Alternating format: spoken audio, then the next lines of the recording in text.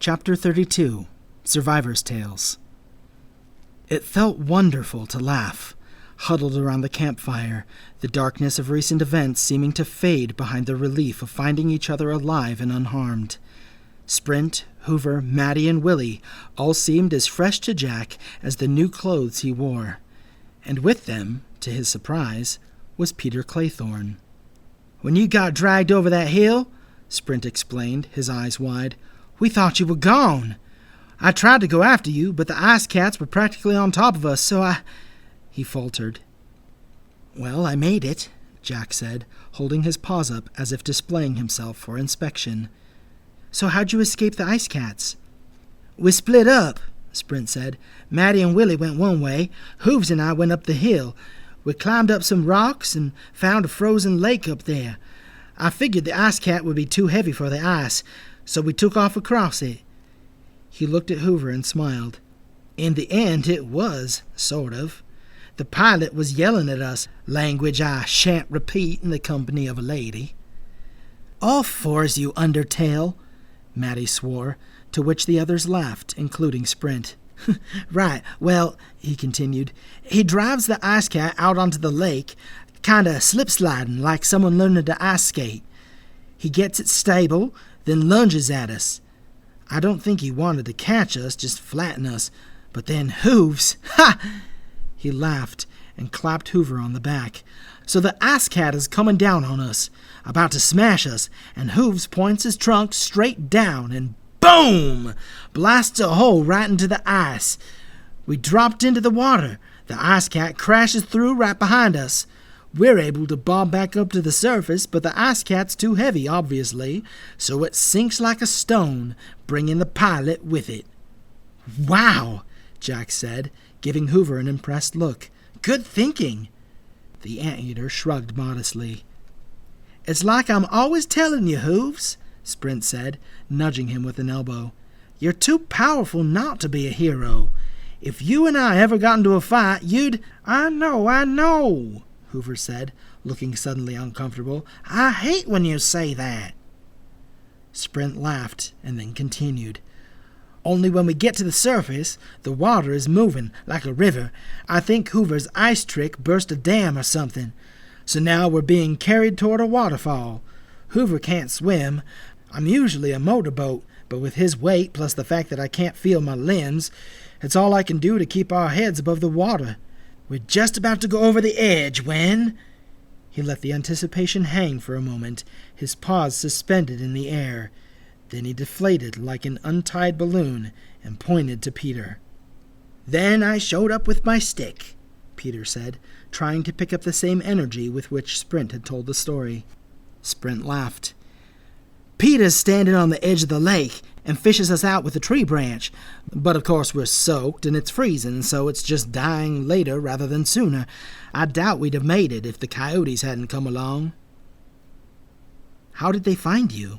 Jack asked, privately wondering the same thing about himself.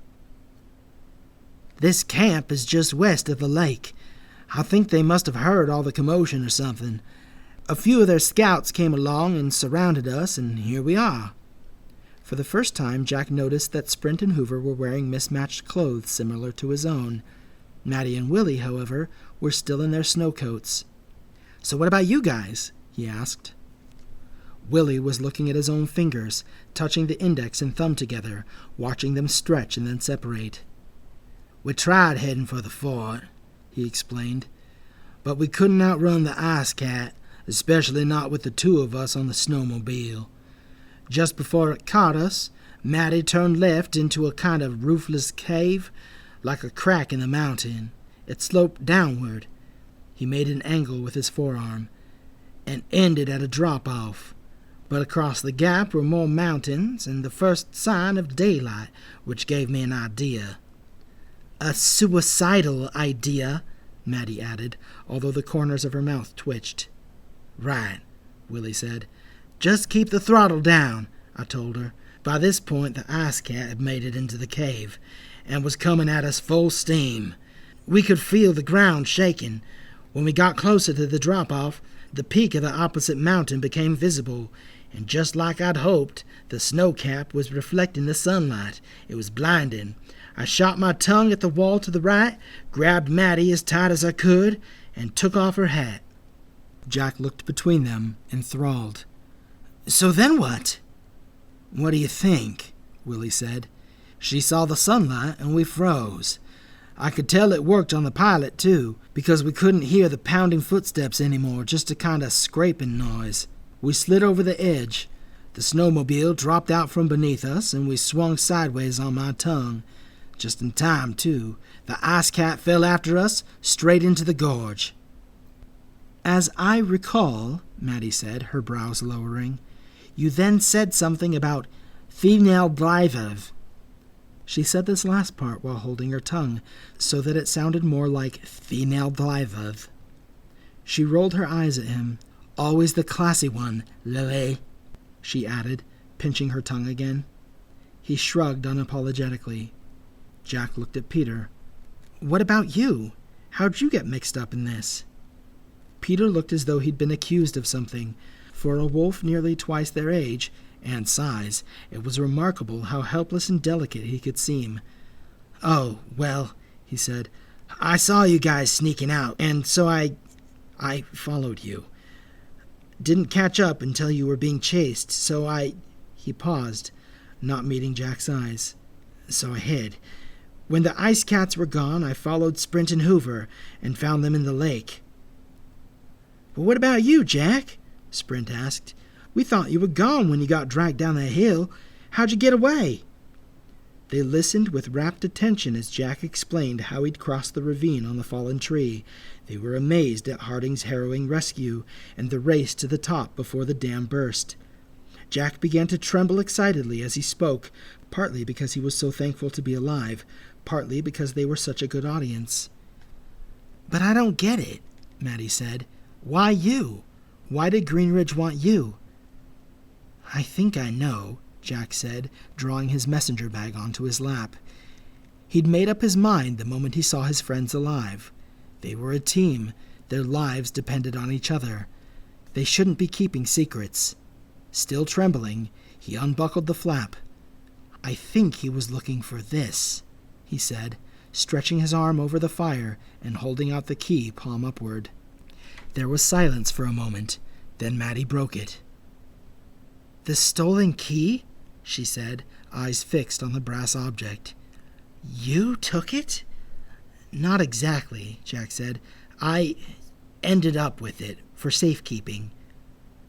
Safekeeping from who? Willie demanded. Well, I'm not really sure, actually. Not sure? Maddie said. Jack, if anyone finds out you have it, we're all... I know, Jack said. Look, I'm sorry. I should have told you all a long time ago. I ended up with it, and I haven't known what to do with it ever since.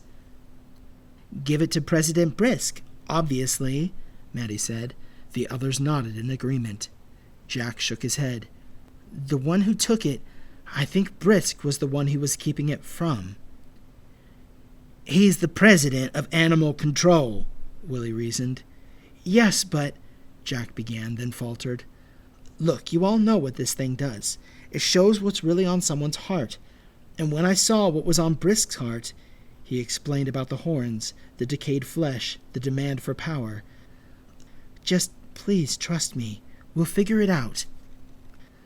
Hoover and Sprint exchanged uncertain glances. Maddie seemed to be chewing her lip. Willie, however, seemed to lose interest.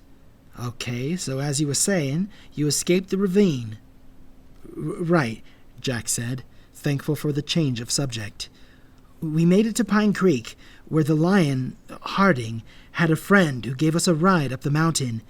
We got to the fort, ready to tell Claythorne what happened, but she... He stopped, feeling his heart leap to his throat, and his eyes shot to Peter. What? Peter asked. Did my mom have you arrested or something? That sounds like her. Jack could feel his cheeks and the insides of his ears burning. He shook his head. Now it was his turn not to be able to meet Peter's eyes. The wolf drew in a breath, comprehension dawning. No. He stood, shaking his head. He strode to one of the quilt walls, grabbed at it, fumbled to find an opening, became frustrated, and punched it. He dropped to his rear, burying his face in his paws. The crackling fire was the only sound for a moment. Even the camp outside of their room seemed to have fallen silent. "So the fort," Maddie said, but she didn't finish the question. She didn't need to. Jack nodded. "Greenridge beat us back. He was there, waiting for us, alive. I don't know how."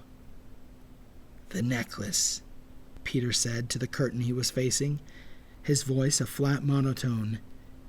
"It's the necklace. I don't know what it's made from, but it's like a hyena. It keeps him safe, like a good luck charm." Peter let out an anguished groan, fell onto his side, and said no more. One by one, the others scooted back to their own corners of the room. Jack was glad to end the conversation here, not only because exhaustion had finally caught up with him. There was also the matter of their mentors abandoning them. And of course, they still didn't know about Mr. Bear.